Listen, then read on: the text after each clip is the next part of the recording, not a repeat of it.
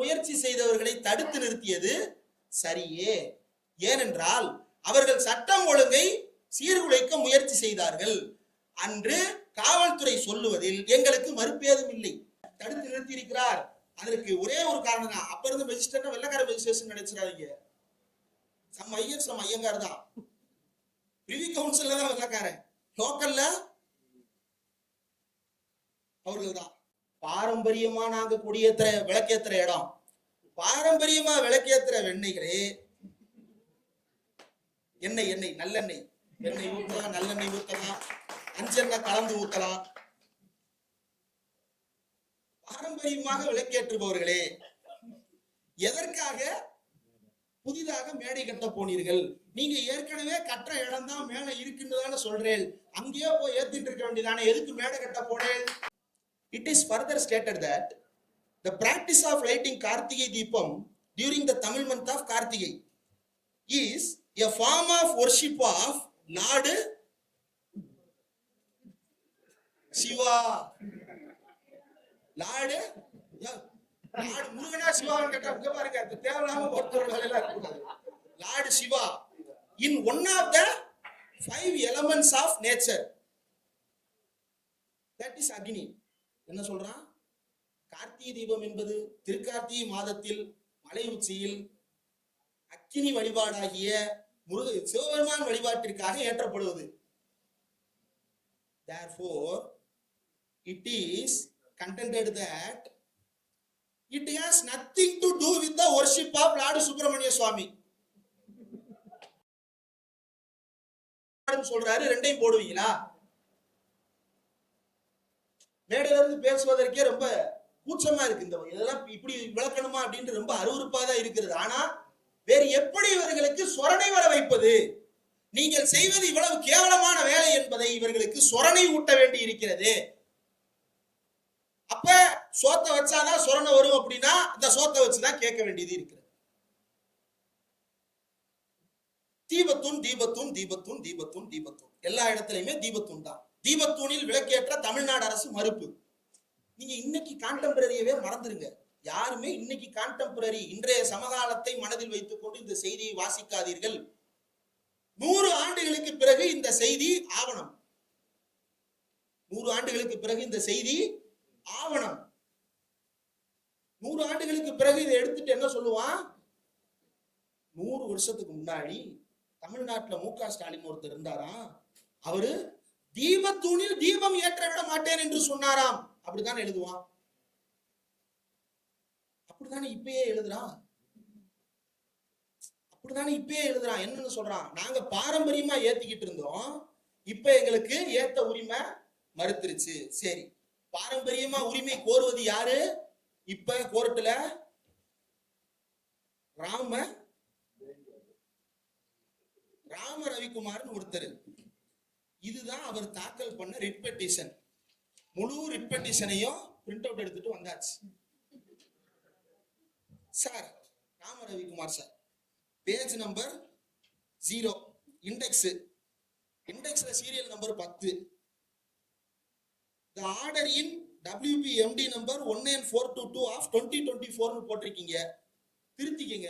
அது 2014, அது 2024 குறிப்பிட்டு கொடுத்திருக்கீங்க. இதுக்கு தீர்ப்பு வேற எழுதி கொடுத்திருக்கிறாரு சாமிநாதன் சார். மருத்துவர் இல்லன் அவர்கள் வருகை தந்திருக்கிறார். அவரை அனைவரின் சார்பாக வருக வருக என்று திராவிட மாணவர் பேரவையின் சார்பாகவும் அனைவரின் சார்பாகவும்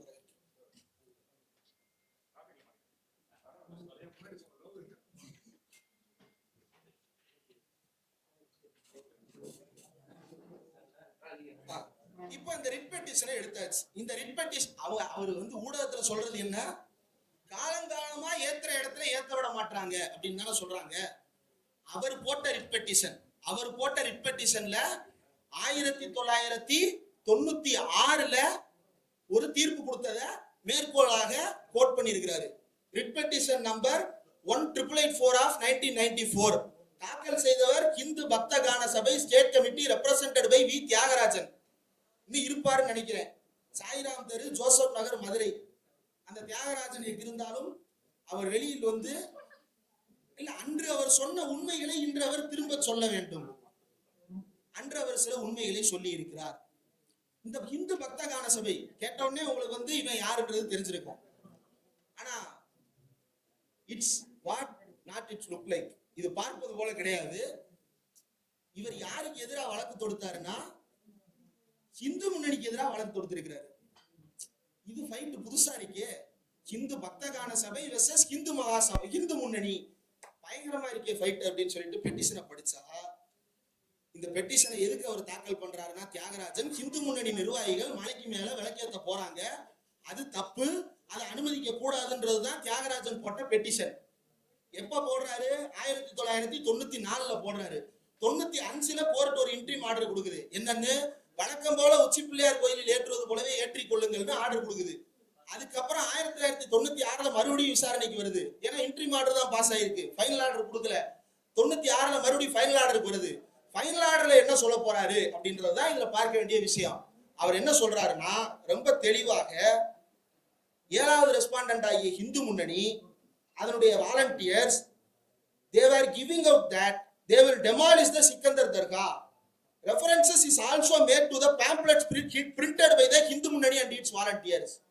தர்காவை இடிக்க போவதாக இந்து முன்னணி நிர்வாகிகள் வெளியிட்ட பேச்சுக்களும் அவர்கள் வெளியிட்ட பிரசுரங்களும் நீதிமன்றத்தில் சாட்சியாக கொடுத்தவர் யாரு? தியாகராஜன். அண்டர்லைன் பண்ணிக்கங்க பேரை, இந்து பக்த கான சபை தியாகராஜன். அவர் கூடுதலா சொல்றாரு, அன்றைய முதலமைச்சர் ஜெயலலிதாவும் இந்து முன்னணியும் இந்த திட்டத்தில் கூட்டு சதி செய்தார்கள் அப்படின்ற தகவலையும் சொல்லி இருக்கிறாரு. அதையும் நோட் பண்ணிக்கங்க. சொன்னவர் யாரு? இந்து பக்த கான சபை Thiagarajan.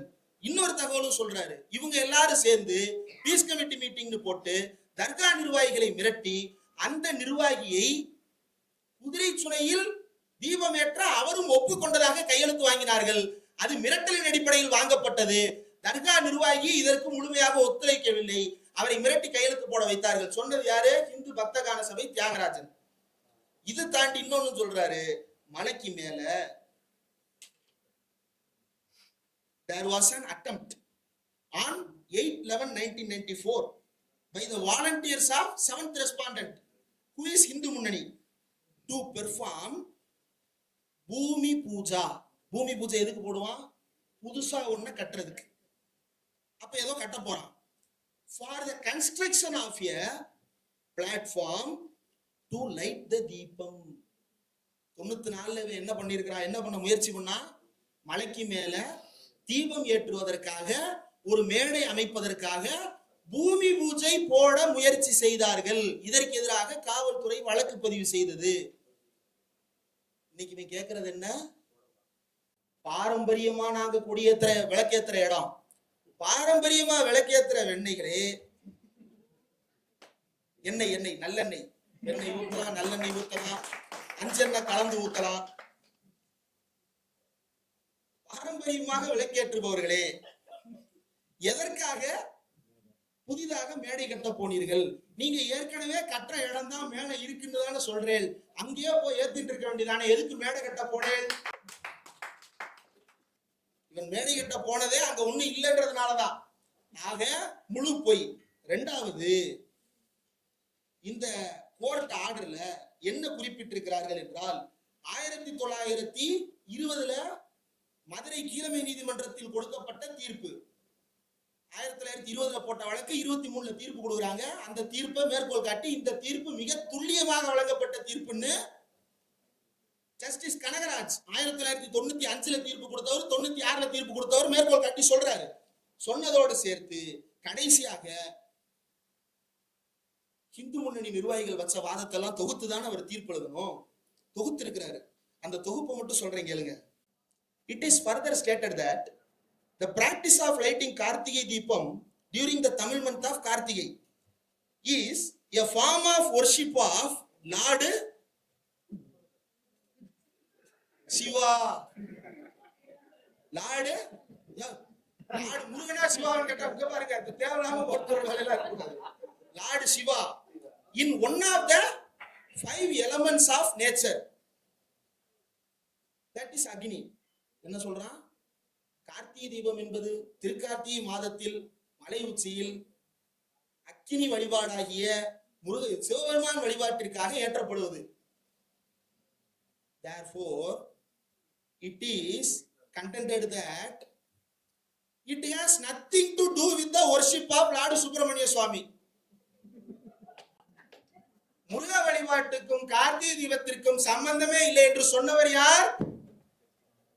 Mister Kannan, learned council appearing for 7th respondent, that is Hindu Munnani.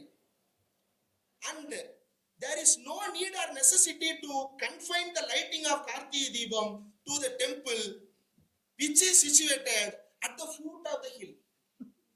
ஏங்க மலைக்கு கீழே இருக்கிற முருகன் கோயிலுக்கும் மலைக்கு மேல நாங்க சிவபெருமானுக்கு ஏத்துற தீபத்துக்கும் சம்பந்தமே இல்லைங்கன்னு சொன்னது யாரு? இந்து முன்னணி. எந்த இடத்துலாவது இது எங்கள் பாரம்பரிய உரிமைன்னு கேட்டிருக்கா? நாங்க காலங்காலமா குதிரை சொன்ன ஏத்திருக்கோம்னு கொடுத்திருக்கானா? அல்லது ஏத்திக்கிட்டு இருந்தாங்க வேற யாராவது கொடுத்திருக்கிறாங்களா? கொடுக்கல. ஏனென்றால் அப்படி ஒன்று இல்லவே இல்லை. அப்படி ஒரு பாரம்பரிய உரிமை இல்லவே இல்லை. இத நான் சொல்லல. 95லயும் 96லயும் ஜட்ஜ்மெண்ட் எழுதிய நீதிபதி கனகராஜ் சொல்றாரு. ஆர்டினரிலி, ட்ரெடிஷனலி எங்க ஏற்றப்படும் என்றால், the devasthanam shall alone light the deepam in Tirupparangunram hill and they alone shall light the deepam ordinarily in the traditional place of mandapam at Subramania Swami temple near Uchi Pillayar கோயில். தேவஸ்தானமே தீபத்தை ஏற்றும். எங்க? கோயில் மேல் இருக்கும் மண்டபத்தில். மண்டபம் எங்க இருக்கு? உச்சி பிள்ளையார் கோயில்ல. The devasthanam shall not allow any other person to light the deepam in any other place during this year. அந்த ஆண்டில் வேறு யாரையும் தீபம் ஏற்ற அனுமதிக்க கூடாது. அப்ப மற்றவங்க ஏத்தலாமா? அதுக்கும் நீதிபதி சொல்றாரு. என்ன சொல்றாருன்னா, 1920 பிறப்பிக்கப்பட்ட நீதிமன்ற தீர்ப்பின்படி தர்காவுக்கு சொந்தமல்லாத கோயிலுக்கு சொந்தமான இடத்தில் தனிநபர்கள் ஏற்ற விரும்பினால் உரிய அதிகாரிகளிடம் அனுமதி பெற்று அவர்களை அனுமதிப்பது பற்றி தேவஸ்தானம் முடிவெடுக்கலாம். இதுல ஒண்ணு கவனிச்சுங்க. 1920 இருந்து 1994, 1995, 1996 வரைக்கும் கோயில் நிர்வாகம் சொல்றது ஒன்னே ஒண்ணுதான். நாங்க உச்சி பிள்ளையார் கோயில்ல விளக்கேத்துறதுதான் வழக்கம். யாரு? இன்னைக்கு ராஜா பட்டர் இருக்கிறாரு. அதுக்கு முன்னாடி அவங்க அப்பா பட்டர் இருந்திருப்பாரு. அதுக்கு முன்னாடி அவங்க தாத்தா பட்டர் இருந்திருப்பாரு. அதுக்கு முன்னாடி அவங்க கொள்ளு தாத்தா பட்டர் இருந்திருப்பாரு. இப்படி இந்த பட்டர்கள் காலங்காலமாக சொல்றது ஒன்னே ஒண்ணுதான். அது என்ன? விளக்கேத்துறது உச்சி பிள்ளையார் கோயில்ல தான், அண்ணன் கோயில்ல தான் ஏத்துவோம் அப்படின்னு அவர் உறுதியா சொல்லி இருக்கிறாரு. இத 1996 கொடுத்த தீர்ப்ப 2014 அப்ப ஹிந்து முன்னணி போறான். எதுக்கு? விளக்கேத்த போறேன்னு. அதுக்கு எதிராக டிஸ்மிஸ் பண்ணியாச்சு. இப்ப அடுத்து பேரை மாத்திரான், அமைப்பின் பேரை மாத்திரான். அகில பாரத ஹிந்து மகாசபா, தாய்க்கழகமே வருது. இந்த லோக்கல் பாடி இறக்கிட்டு தாய்க்கழகமே வருது. என்னன்னு? அகில பாரத ஹிந்து மகாசபா கணேசன் வர்றாரு. எதுக்கு? மலைக்கு மேல அங்க விளக்கு போடணும்னு. விசாரிக்கிறது யாரு? ஜஸ்டிஸ் வேணுகோபால். வேணுகோபால் என்ன சொல்றாரு? மலைக்கு மேல தீபம் ஏத்துறதுல தனிநபர்களுக்கு எந்த உரிமையும் கிடையாது. ஹிந்து முன்னணியோ ஹிந்து மகாசபாவோ யாருமோ இதற்கு முன்னால் கூட்டாக சேர்ந்து இந்த திருவிழாவை கொண்டாடியதாக வரலாறும் கிடையாது. ஆகவே விளக்கை ஏற்றுகின்ற உரிமை கோயிலுக்கு மட்டுமே உண்டு. அதுல அவர் ரொம்ப முக்கியமான ஒரு விஷயத்தை ஹைலைட் பண்ணி காட்டுறாரு. என்ன அப்படின்னா, ரெஸ்பாண்டன்ட் 1 and 2 இதுல யாருன்னா சூப்பரண்ட் ஆஃப் போலீஸும் இன்ஸ்பெக்டர் ஆஃப் போலீஸும் ஏற முயற்சி செய்தவர்களை தடுத்து நிறுத்தியது சரியே. ஏனென்றால் அவர்கள் சட்டம் ஒழுங்கை சீர்குலைக்க முயற்சி செய்தார்கள். அன்று காவல்துறை சொல்லுவதில் எங்களுக்கு மறுப்பேதும் இல்லை. யார் சொல்லியிருக்கா? ஜஸ்டிஸ் வேணுகோபால், தனிநபர், சிங்கிள் ஜட்ஜி. அவர் இன்னும் ஒண்ணு சொல்றார், ரொம்ப முக்கியமான வரி. தமிழ்நாட்டில் இப்படியான நீதிபதிகளும் இருந்திருக்கிறார்கள். No religion prescribes that prayer should be performed by disturbing the peace of others, and in fact others' rights are also required to be honored and respected in the considered opinion of this court. Not opinion of Venugopal, not opinion of HRNC, not the opinion of Devasthanam, not the opinion of Jayalalitha, not the opinion of commissioner, opinion of this court. அப்படின்னு அவர் record பண்ணது என்ன? ஒரு மதத்தின் உரிமை என்பது அடுத்தவருடைய மத உரிமையை தடுத்து நிறுத்தாதபடியானதாக இருக்க வேண்டும். அதற்கு நாம் மாண்பளித்து செயல்பட வேண்டும் என்று அவர் சொன்னதை 2014 அவர் சொன்னதை 2017 ஜஸ்டிஸ் எம் எம் சுந்தரேஷ் வழக்குகளை ரீசெண்டா என்னென்ன பண்ணியிருக்கிறாரு அப்படின்றத இணையதளத்தில் தாராளமாக படித்து தெரிந்து கொள்ளலாம். ஜஸ்டிஸ் எம் எம் சுந்தரேஷ் மற்றும் என் சதீஷ்குமார் ஆகிய 2 நீதிபதிகள் அமர்வில் இந்த கணேசன் மேல்முறையீடு போறாரு. மேல்முறையீட்டில் என்ன சொல்லுகிறார்? நாங்க கோயில்ல போய் தீபம் ஏத்துறதுக்கு அனுமதிக்கணும்னு கேட்கிறார். கேட்டதை it is for the temple authorities to take appropriate action in compliance with the order passed by this court in writ petition 1884 of 1994. அதாவது கனகராஜ் ஜட்ஜ்மெண்ட் என்ன சொன்னதோ அதை பின்பற்றி கொள்ளுங்கள் என்று எம் எம் சுந்தரேஷும் என் சதீஷ்குமாரும் தீர்ப்பு கொடுத்தாங்க. இன்னொரு கேஸ் இருந்தது 2014 சுப்பிரமணியன் வெர்சஸ் அதர்ஸ் கேஸ். அவரு இதே தீர்ப்பு தான். அதை விசாரிச்சது வேணுகோபால் தான். சேம் ஜட்ஜ்மெண்ட் அப்படியே ரெப்ளிகேட் பண்ணி கொடுத்துட்டாரு. 2017 அதுக்கு ஒரு மேல்முறையீடு. விசாரிப்பவர்கள் கல்யாண சுந்தரம், பவானி சுப்ராயன் ஆகியோர் அமர்வு. அந்த அமர்வு ஒரு அழகான மேற்கோளை சுட்டி காட்டுறாங்க. certainly law and order is an issue to be kept in mind while doing so. நாம் எதை செய்தாலும் சட்டம் ஒழுங்கு பிரச்சனையை மனதில் கொண்டு செயல்பட வேண்டும். இது வெறும் 2017 மட்டும்தானா? கிடையாது. 1852 விளக்கேத்த போயிருக்கிறாங்க. அப்ப மதுரை மெஜிஸ்ட்ரேட் ஏத்தக்கூடாதுன்னு தடுத்திருக்கிறார். 1912 விளக்கேத்த மேல போயிருக்கிறானுங்க. அப்பையும் மெஜிஸ்ட்ரேட் ஏத்தக்கூடாதுன்னு தடுத்து நிறுத்தி இருக்கிறார். அதற்கு ஒரே ஒரு காரணம் தான். அப்ப இருந்து மெஜிஸ்ட்ரேட் வெள்ளக்கார மெஜிஸ்ட்ரேஷன் நினைச்சிடாதீங்க. சம் ஐயர் சம் ஐயங்கார் தான். பிரிவி கவுன்சில்ல தான் வெள்ளக்காரன், லோக்கல்ல அவர்கள் தான். தடுத்து நிறுத்தியதற்கு காரணம் because a breach of peace was apprehended. அமைதி சீர்குலைக்கும் முயற்சி கண்டறியப்பட்டதால் தடுத்து நிறுத்தினார் மெஜிஸ்ட்ரேட். எப்ப? 1852, 1912, 1994, 1995, 1996, 2014, 2014 கேஸ் 1, 2014 கேஸ் 2, 2017 அப்பீல், 2017 அப்பீல் 2 எல்லாத்தையும் ஒரே வரிதான். என்ன?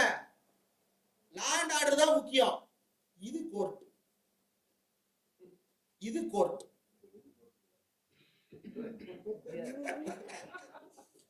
இன்னைக்கு ஒருத்தர் ரொம்ப சந்தோஷப்பட்டு இருக்கிறாரு. என்னன்னா, ஒண்ணு அசால்ட் பண்ண பாக்குறாரு, இல்லன்னா அப்ரூவர் ஆயிடுறாரு. இன்னைக்கு சென்னையில ஒரு நிகழ்ச்சிக்கு வந்திருக்கிறாரு போல. வந்தவரு குன்றின் மேல் ஏத்த முடியவில்லை, இந்த இடத்திலாவது ஏற்றுவதற்கு அனுமதி கொடுத்தீர்களே, நான் ஏற்றி விடுகிறேன்னு மெழுகுத்தி வச்சு விளக்கேத்திட்டு, இதைதானே அப்பயும் சொன்னோம், நிம்மதியா வீட்டுக்குள்ள ஏத்திட்டு இருங்க சாமி, எதுக்கு சாமி எங்க பிராணனை வாங்குறேன் அப்படின்னு கேட்டான்.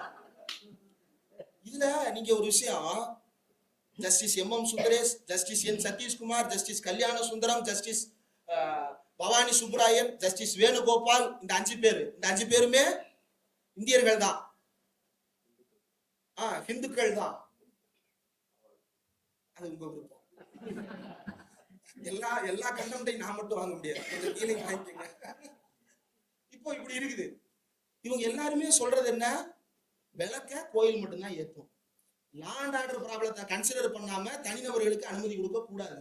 விளக்கேற்ற உரிமையை கோயில் காலங்காலமா பின்பற்றுகின்ற இடம் உச்சி பிள்ளையார் கோயில் மண்டபம், வேற எங்கேயும் ஏற்றக்கூடாது. இது எல்லாத்தையும் உத்தரவாதப்படுத்தியவர்கள். அப்படியே இங்க கட் பண்ணி வந்தீங்க அப்படின்னா,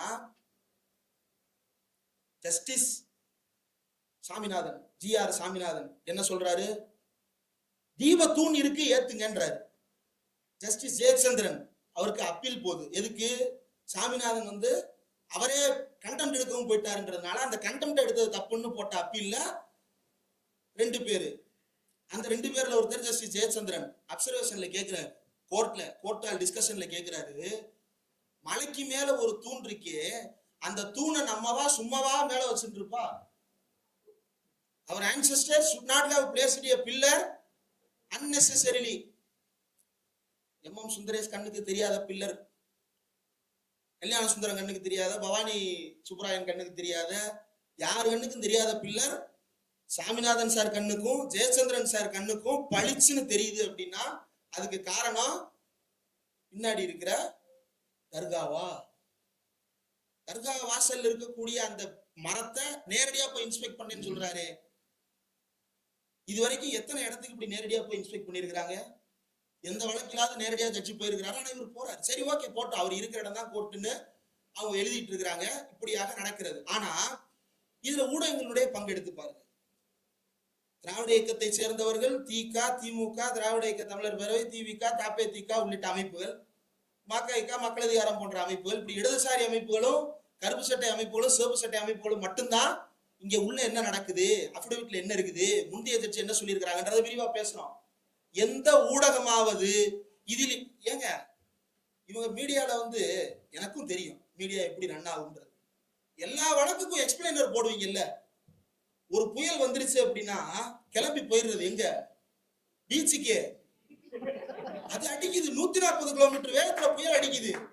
ஈவு இறக்கமே இல்லாம அந்த செய்தியாளரை கொண்டு போய் அந்த ரோட்ல, இதுல கொடை வேற சார், அந்த கொடையை வச்சு சைக்கிள்ல போனாலே பறப்பு சார். அந்த புயலுக்கு எதுக்கு சார் கொடுத்து விடுறீங்க? இதுல அந்த கேமராவை கவர் பண்றது இங்க இருக்கிற செய்தியாளர்களுக்கு தெரியும் கேமராவை எதுல கவர் பண்ணிருப்பாங்கன்னு. கர்ச்சீப்ல அதை பிழிஞ்சு பிழிஞ்சு திரும்ப திரும்ப போடணும். ஏன்னா கொடை தான் போகும்போதே போயிடும். இவங்க கிளம்பு இடத்துக்கே கொடை பறந்து போயிடும். போய் ரிசர்ச் பண்றீங்கல்ல, நடுக்கடல்ல இறங்கி ஆழம் பாக்குறீங்கல்ல, அதுலயும் கோடம் பார்க்க டீனர் பார்க்க எங்கேயாவது தெரியல தண்ணி தேங்கிறாதான்னு சுத்த விட்டு வேடிக்கை பார்த்து முட்டி அளவு தண்ணி இருந்தா உக்காந்துக்கிட்டு பேசுங்க. ஏன்னா அப்பத்தான் நெஞ்சளவு தண்ணியா தெரியும். இப்படிலாம் ஆய்வு பண்றீங்கல்ல. திருப்பரங்குன்ற ஜட்ஜ்மெண்ட்ல என்ன இருக்குன்னு படிக்கல. ஆனா இவங்களுக்கு இந்த ஜட்ஜ்மெண்ட் எல்லாம் படிச்சாலும் புரியாது, புரிஞ்சாலும் உண்மையை சொல்ல மாட்டாங்க.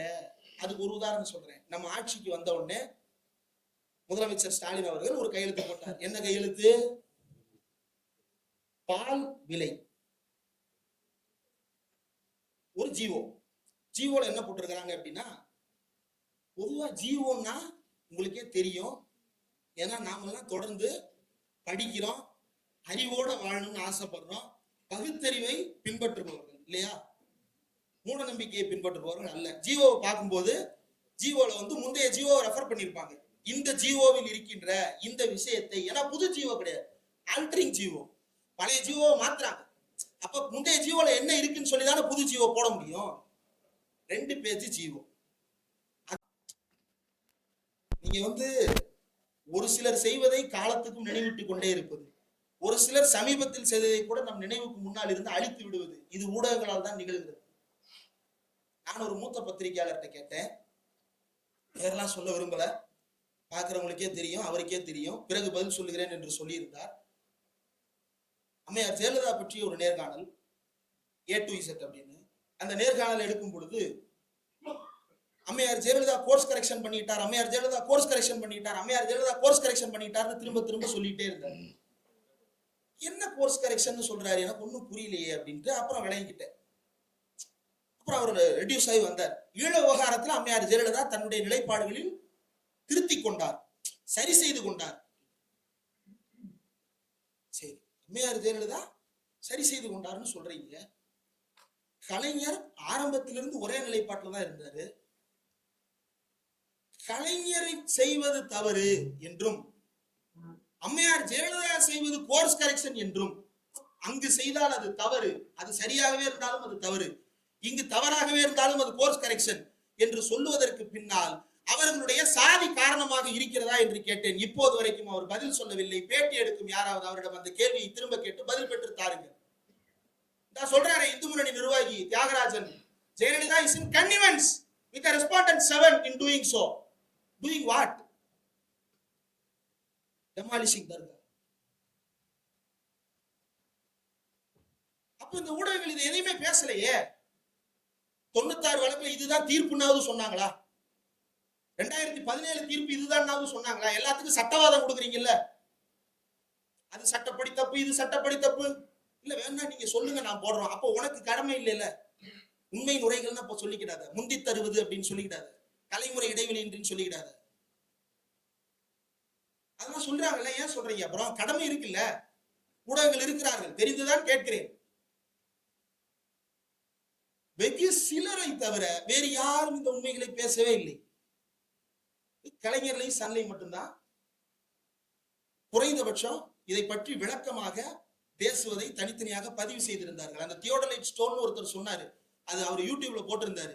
அதற்கு பிறகு செய்தியாளர், சன் செய்தியாளர் நேரில் போய் அங்கிருந்து அவரிடம் விளக்கம் பெற்று பதிவு செய்து போடுகிறார். எத்தனை பேர் போனார்கள்? எத்தனை வெகுஜன ஊடகங்கள் போனது? எங்களிடம் அவ்வளவு வாய்ப்பு இல்லை. எங்க சேனல்ல ஒரு கேமரா ஒரு கேமராமேன் தான். ஒரு தொகுதிக்கு ஒரு பீட் எங்களுக்கு கிடையாது. அவ்வளவு காசு எங்கள்கிட்ட கிடையாது. இருந்திருந்தா நாங்க அதை செய்வோம்.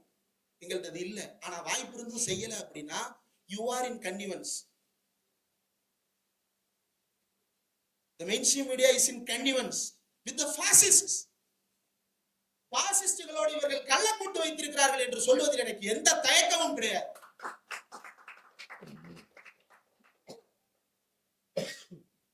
ஒரு செய்தி போடுறாங்க, ராஜமன்னார் குழுவை அமைத்தது யாரு? ராஜமன்னார் தலைமையில 1969 குழு போட்டது யாரு? கலைஞர் தானே போட்டாரு. குழு பெயர் ராஜமன்னார் குழு, பிரதமர் இந்திரா காந்தி. அப்படின்னா என்ன அர்த்தம்? அப்படின்னா என்னங்க அர்த்தம்? குழுவை போட்டது இந்திரா காந்தி தானே அர்த்தம். இது பரவாயில்ல, எம்ஜிஆருக்கு சம்பந்தமே இல்லாம உண்மையிலே ஒன்றிய அரசு போட்ட குழுல முதலமைச்சர் எம்ஜி ராமச்சந்திரன். அவருக்கே தெரியாது எங்க அவர் பேர்ல எழுதுறீங்க. இது செய்தியா? இப்படித்தான் நடந்து கொண்டிருக்கிறது. நான் நிறைவாக ஒன்று ரெண்டு விஷயங்களை மட்டும் சொல்லி முடித்துக் கொள்ளுகிறேன். ஏன் இந்த நாளில் இந்த தீர்ப்பை இவ்வளவு விரிவாக பேச வேண்டி இருக்கிறது என்றால், உத்தரப்பிரதேசத்தில் இருந்த அரசோ ஒன்றிய அரசோ செய்ய தவறியதிலிருந்து நாம் பாடம் கற்றுக்கொள்ள வேண்டும் என்பதுதான் நம் எல்லோருடைய விருப்பமும். அங்கு என்ன நடந்தது? ஓரமா கும்பிட்டுட்டு போறான், அவனை விட்டுருங்க அப்படின்னு திறந்ததுதான். இன்னைக்கு அங்க மசூதியும் இல்ல, அங்க பாபர் மசூதி இருந்ததாக எந்த பேப்பர்லயும் ஆவணத்திலையும் இல்ல. மறைச்சிட்டான், எல்லாத்தையும் அழிச்சிட்டான். இன்னைக்கு அவன் கேட்கறது என்ன? இப்ப இல்ல, 1912 இருந்து அவன் பண்றது என்ன? நாங்க போய் குதிரை சுழலை ஏத்திக்கிறோமே, நாங்க போய் மேல ஏத்திக்கிறோமே. நான் என்ன கேட்கிறேன், 96ல போட்டாங்கல்ல, ஒரு 94ல போட்டாங்க இல்ல, கேட்டாங்க இல்ல, கேட்டேன் வந்து குதிரை சுழை முன்னாடி தூண் இருக்கு, அந்த தூண்ல ஏத்த போறேன்னு ஏன் கேட்கல? எங்கேயாவது அந்த குதிரை சுழை தூண் பத்தி குறிப்பிட்டு இருக்கா 96 ஜட்ஜ்மெண்ட்ல? ஏன் இல்ல? ஏன் இல்ல? 1912 இல்ல, 1922 இல்ல. அப்ப அது தியோடலைட் ஸ்டோன் அன்னைக்கு கண்டெம்பரரி எல்லாருக்கும் தெரிஞ்சிருந்தது. இதை கேட்டா அம்பலப்பட்டுருவோன்றதுனால அன்னைக்கு அதை சொல்லல. இன்னைக்கு நமக்கு தெரியாதுன்னு கண்ணு முன்னாடி நம்ம கிட்ட பொய் சொல்றான். அந்த பொய்யை வைத்து தீர்ப்பும் கொடுத்து விட்டு அராஜகமா சிஏஎஸ் அனுப்புறாரு. தாராளமா அனுப்புங்க, அதான் ஏற்கனவே சொல்லிட்டாரு. நாங்க எப்பவுமே டெல்லிக்கு அவுட் ஆஃப் கண்ட்ரோல் தான் தமிழ்நாடு. ஒண்ணும் இல்ல. இதுல கேட்கிறார் ஜெயச்சந்திரன் சார், கேட்கிறார் ஜஸ்டிஸ் ஜெயச்சந்திரன், என்ன விளக்கு தானே, ஒரே ஒரு விளக்கு தானே, வருஷத்துக்கு ஒருக்க தானே, ஏத்தின்டா என்ன ஓய் அப்படின்னு கேட்கிறாரு. அப்படித்தான் சொன்னான். நான் ராமநவமிக்கு மட்டும் கும்பிட்டுக்கிறேன் தான் உள்ள போனான். ஒரு பொம்மையை தூக்கி போட்டான். அதுக்கப்புறம்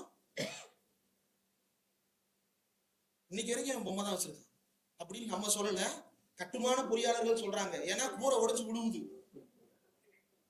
கட்டுமானம் பண்ண சொன்னா பொம்மை கட்டி வச்சிருக்கிறான். இப்படி பொம்மைக்காய்களை வைத்து ஏமாற்றி கொண்டிருக்கிறார்கள். உண்மையிலேயே பொம்மைகளால் தான் ஏமாற்றப்பட்டு கொண்டிருக்கிறோம். அப்படியெல்லாம் ஏமாந்து விட முடியாது என்று தமிழ்நாட்டின் மக்கள் இறையாண்மை ஆகிய அரசியல் இறையாண்மையை காத்து கொடுத்திருக்கிறார் நம்முடைய முதலமைச்சர் முத்துவேல் கருணாநிதி ஸ்டாலின் அவர்கள்.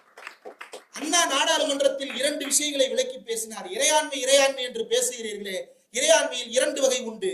ஒன்று அரசியல் இறையாண்மை, இன்னொன்று சட்ட இறையாண்மை. சட்ட இறையாண்மை 2 பேருக்கிடையே பங்கிட்டு கொடுக்கப்பட்டிருக்கிறது. ஒருவர் நாடாளுமன்றம், இன்னொன்று சட்டப்பேரவை. ஆனால் அரசியல் இறையாண்மை என்பது மக்களிடம் தான் இருக்கிறது, அவர்கள் தான் நம்மை தேர்வு செய்கிறார்கள் என்று சொல்லி இருக்கிறார். அதை இன்றைக்கு வரைக்கும் மக்கள் என்ன சொல்லுகிறார்கள் என்பதை இந்தியாவுடைய அரசியல் மன்றங்களில் எல்லாம் பதிவு செய்து கொண்டிருக்கக்கூடிய ஒரே கட்சி திராவிட முன்னேற்ற கழகமும் அதனுடைய முதலமைச்சர் மு.க. ஸ்டாலின் அவர்கள் மட்டும்தான். வேறு எந்த மாநிலத்திலும் இது நடக்காது. ஒண்ணும் இல்ல, பக்கத்து மாநிலம் பாபா புதங்கரி ஹில் அப்படின்னு சொல்லி போட்டு பாருங்க, அங்க நடந்த மதக்கலவரம் வரும். கும்பிட்டுட்டு போட்டுமே அப்படின்னு விட்டா அவன் கூரை ஏறி உட்கார்ந்துருவான். டெல்லியில ஜந்தேவாலன்ற இடத்துல கோயில் தான் இருந்துச்சு. இன்னைக்கு அந்த கோயில் இருந்த இடத்துல RSS ஆபீஸ் வந்துருச்சு. எப்படி? கோயிலை நாங்க பராமரிக்கிறோம்னு உள்ள போனா யாரு? 1947 ஆகஸ்ட் 1 MS கோல்வால்கர் கையெழுத்து போட்டு 99 வருஷம் லீஸுக்கு அந்த கோயில் நிலத்தை எடுத்தான். இன்னைக்கு அந்த கோயில் நிலத்துல RSS ஆபீஸ் கட்டிட்டான். நாளைக்கு மலைக்கு மேலேயே அதை தான் பண்ண போறான். இன்னும் 160 தர்காக்களை லிஸ்ட் போட்டு வச்சிருக்கிறான். எல்லா இடத்திலும் இதே அரசியலை தொடர்ந்து செய்வதாகத்தான் அவர்கள் திட்டமிட்டிருக்கிறார்கள். இந்த நேரத்தில் நான் தமிழ்நாட்டு ஊடகங்களுக்கு ஒன்றை தான் கேட்டுக் கொள்ளுகிறேன். தயவு செய்து உண்மையின் பக்கம் நில்லுங்கள். திராவிட அரசியலின் பக்கம் நில்லுங்கள் என்று நான் சொல்லவில்லை. நீங்கள் உண்மையின் பக்கம் நில்லுங்கள். ஒரு அபிடவிட்டை ஒருத்தர் மேற்கோள் காட்டுறாருன்னா அந்த மேற்கோளை எடுத்து உண்மையில் அந்த அபிடவிட்டில் என்ன இருக்கிறது என்பதை வாசிப்பதற்கு காலநிலை மாற்றத்திற்கெல்லாம் குழு அமைத்து உங்கள் ஊடகங்களில் விவாதம் நடத்துகிறீர்களே, ஒரு சட்டக்குழுவை அமைப்பதற்கு உங்கள் வாழ்க்கையில் இடமில்லையா? உங்களுடைய ஊடகத்தில் இடமில்லையா? தினந்தோறும் ஒன்றிய அரசின் சட்டத்தையும் மாநில அரசின் சட்டத்தையும் பற்றித்தானே விவாதம் நடக்கிறது. ஒரு சட்ட குழுவை அல்லது ஒரு சட்ட நிபுணர்கள் கொண்ட குழுவை உங்கள் ஊடகங்களை நியமித்துக் கொள்ள உங்களால் முடியாதா? அல்லது சட்டம் படித்த ஒரு ஊடகவியலாளர் கூட அல்ல. தமிழ்நாட்டில் 100 ஊடகவியலாளர் 50 பேர் சட்டம் படிச்சிருப்பான். ஏன்? அவன் படிக்கும் போது மக்களுக்கு சேவை செய்யணும், உருப்படியா ஏதாவது செய்யணும்னு சொல்லிட்டு ஊடகத்துக்கு வரணும்னு நினைச்சு வந்தவன். ஒவ்வொருத்தனும் தனிநபர் விடுதலையாக இன்றைக்கு செயல்பட்டுக் கொண்டிருக்கிறார்கள் சமூக ஊடகங்களில். பெரியார் ஒருவர் விடுதலை நடத்தினார் இல்லையா? பெரியார் ஒருவர் குடியரசு நடத்தினார் இல்லையா? ஆனால் இன்றைக்கு ஒவ்வொருவரும் குடியரசும் விடுதலையும் நடத்தி கொண்டிருக்கிறோம். திராவிட இயக்கத்தை சேர்ந்தவர்கள் அதை சாத்தியப்படுத்தி காட்டியிருக்கிறோம். இந்த வகையில் நான் ஊடகங்கள் செய்ய வேண்டியது ஒன்றைத்தான். தயவு செய்து இந்த பாசிஸ்டுகளின் கோர பற்களுக்கு தமிழர்களை இரையாக வைத்து விடாதீர்கள். ஒண்ணும் இல்ல, நம்ம அண்ணன் ஜீவசகாப்தன் இருக்கிறாருல, அவர் சில நாட்களுக்கு முன்னாடி நியூஸ், அவர் டெய்லி ஒவ்வொரு நாளும் ஒரு டிபேட்ல கலந்துக்கிறார். ஒரு முக்கியமான 7ஆம் நம்பர் சேனல். அந்த சேனல்ல எல்லாத்துக்கும் சிரிச்சீங்கன்னா எனக்கு ஒண்ணும் புரியலீங்க, நீங்க எதுக்கு சிரிக்கிறீங்கன்னு பேர சொல்லாம நான் நம்பரை மட்டும் சொன்னேங்க. நான் அந்த நிறுவனத்துல என்ன பண்றாங்கன்னா, தம்ப்நெயில் என்னது, தமிழ்நாட்டின் துணை முதல்வராக திருமாவளவருக்கு வாய்ப்பு இருக்கிறது அப்படின்னு தம்ப்நெயில். எழுச்சி தமிழர் அவர்கள் தன்னுடைய அரசியலை நீண்ட காலமாக வெளிப்படையாக பேசி இருக்கிறார். ஆனால் அந்த தம்ப்நெயில் என்னன்னா, கூட்டணி ஆட்சி அமைந்தால் எழுச்சி தமிழர் திருமா அவர்கள் முதல்வர் ஆவார், துணை முதல்வர் ஆவார் அப்படின்னு சொல்லிட்டு தம்ப்நெயில். அவர் அதை சொல்லி இருக்கிறாரான்னு அதுல போய் பார்த்தோம்னா துணை முதல்வர்ன்ற வார்த்தையே அவர் சொல்ல, ஆனா அவர் சொன்னதா செய்தி போட்டிருக்கிறாங்க. அவரும் கேட்கிறாரு சமூக வலைதளத்துல, யாராவது தயவு செய்து ஆதாரத்தை கொடுங்கயான்னு. இப்போ வரைக்கும் யாருமே கொடுக்கல. இல்ல, டிபேட்ல உட்கார்ந்துட்டு ஒருத்தர் எம் குமார்னு ஒருத்தர் தீபத்தூன் பேசுறாரு. பாரம்பரியமா ஏத்தணும் பேசுறாரு. ஏத்தனம்னு பட்டரே சொல்லல. நீங்க தானே சொன்னீங்க கோயில் விவகாரத்துல பட்டர் முடிவு தான் இறுதியானது, மத்தவங்க முடிவெல்லாம் கேட்க கூடாது. கருப்பு சட்ட முடிவை கேட்க வேண்டாம் பாஸ். கருப்பு சட்ட முடிவு நாங்க சொல்றதை கேட்க வேண்டாம், பட்டர் தான் சொல்றாரு. நாங்களே காலகாலமா உச்சி பிள்ளையார தான் ஏத்துவோம்னு. அப்போ இது எல்லாவற்றையும் மக்கள் மத்தியிலிருந்து மறக்கடித்துக் கொண்டிருக்கிறார்கள். இதையெல்லாம் தாண்டுவதற்கு நமக்கு தேவை பெரியார் 1939 தமிழன் தமிழனாக வாழ்வதற்கு என்ன செய்ய வேண்டும் என்பதை பேசி இருக்கிறார். அதை ஒரே ஒரு வரியை மட்டும் வாசித்து காட்ட ஆசைப்படுகிறேன். தமிழ் சமூகம் என்றுதான் மானம் அடையும், தமிழ் சமூகம் என்றுதான் மனிதத்தன்மை அடையும் என்பதைத்தான் நான் அனைவரிடத்திலும் கேட்க விரும்புகிறேன். தமிழர் வீரத்தையும் கலையையும் நாகரிகத்தையும் மறந்தான். தமிழன் தன்னை இந்து என்று கருதியதால் தனது மானத்தையும் ஞானத்தையும் பகுத்தறிவையும் உரிமையையும் இழந்ததுதான் மிச்சம். இன்றைக்கு அதை சாமிநாதன் ப்ரூவ் பண்றார். 39/17/39 பெரியார் குடியரசு சொற்பொழிவில் பேசியதை சாமிநாதன் இன்னைக்கு ப்ரூவ் பண்றாரு. தமிழன் தன்னை இந்து என்று உணர்ந்தால் பகுத்தறிவு இழந்து போய் சர்வே கல்லில் தீபம் ஏற்ற போவான். தமிழன் தன்னை இந்து என்று உணர்ந்தால் ஞானத்தை இழந்து அறிவை இழந்து தர்கா வாசலில் விளக்கேற்றுகிறேன் என்று போவான். நீ சுமூகமா வாழ்ந்தா அந்த தர்காக்காரரே போய் அவர் தர்காவில வச்சே கார்த்திகை தீபம் கொண்டாடுவாரா? தமிழ்நாட்டுல அப்படிதான்டா கொண்டாடிட்டு இருக்காங்க. கோயில்ல வச்சு கிறிஸ்துமஸ் கொண்டாடுறதும் தர்கால வச்சு கார்த்திகை தீபம் கொண்டாடுறதும் காலங்காலமா நடக்குது தமிழ்நாட்டுல. நீங்க எல்லா சர்ச்சுக்கும் போய் பாருங்க, பொங்கல் விழா ரொம்ப சிறப்பா கொண்டாடுவாங்க. சந்தனக்கூடு பாக்குறதுக்கு முஸ்லீம் போறாங்களோ இல்லையோ, அத்தனை பேரும் போய் அந்த சந்தனத்தை மணந்து பார்த்து வந்துருமா அப்படின்னு சொல்லிட்டு போய் நிக்கிறாங்க. இப்படி வாழ்ந்துகிட்டு இருக்கிற ஊரு. இதுதான் பெரியார் சொல்றார், நாம் இந்து என்று. இதெல்லாம் எப்படி நடக்குது? நாம தமிழனாக உணர ஆரம்பித்ததால் மட்டும்தான் நடக்கிறது. நான் தமிழனாக உணர்வதால் தான் தர்காவை தொடாதே என்று சொல்லுகிறேன். நான் தமிழனாக உணர்வதால் தான் இரண்டு சமூகமும் நல்லிணக்கத்தோடு வாழ வேண்டும் என்று சொல்லுகிறேன். நான் இந்துவாக உணர்ந்தால் சர்வே கல்லின் விளக்கேற்ற போய் என்னுடைய பகுத்தறிவை இழந்திருப்பேன். சாமிநாதன் அவர்களே, உங்களுடைய பகுத்தறிவை திரும்ப பெற்றுக் கொள்ளுங்கள். நீதிபதி ஆவதற்கு எத்தனையோ நிபந்தனைகள் இருக்கிறது. அதுல எழுதப்படாத ஒரு நிபந்தனை இருக்கு. அததான் தொடர்ந்து கண்டிக்கிறோம். 8 ஜட்ஜு புதுசா போட போறாங்க. 8 சாமிநாதன்கள் வரட்டும். எத்தனையோ சாமிநாதன்களை தாண்டித்தான் தமிழ்நாடு பெரியாரின் பின்னால் அணிவகுத்து நிற்கிறது. We are not allowing, we will face the consequences என்று தமிழ்நாடு துணிச்சலாக சொல்லுகிறது. சாமிநாதன் சார், தமிழ்நாடு தன்னுடைய பொறுமையின் உச்சகட்டத்தில் நிற்கிறது. பொறுமை இழப்பார்களா என்றால் இழக்க மாட்டோம். தமிழன் பொறுமை இழந்திருந்தால் என்னென்னவோ நடந்திருந்திருக்கலாம். ஆனால் தமிழன் பொறுமை இழந்ததில்லை. ஏன்?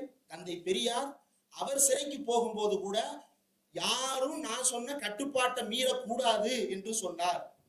அவரே சொன்னார், ஒருவேளை மீற வேண்டும் என்றால் நானே சொல்லுவேன் என்று சொன்னார். கடைசி வரை சொன்னாரா?